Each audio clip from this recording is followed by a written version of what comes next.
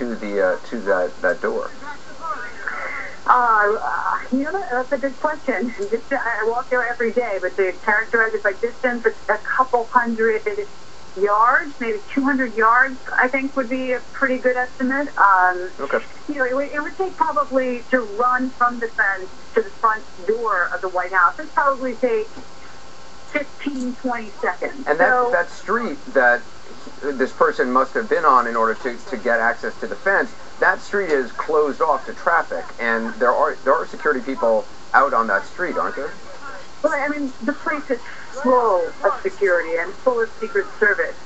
And I've never been at the front fence there without seeing within my view Secret Service there.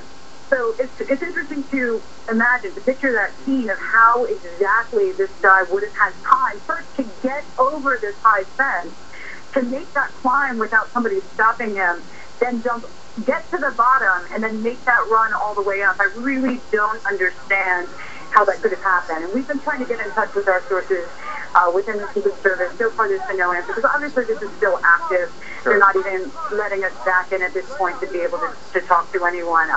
But, there was a similar question. I mean, far less extreme and dramatic, but it was just in May, remember, when the presidential motorcade was coming in. It wasn't President Obama, but it was his daughter. And she was in a car being followed by Secret Service, and there was a driver that was able to follow them in to that area that you mentioned, right outside the White House that is closed to traffic.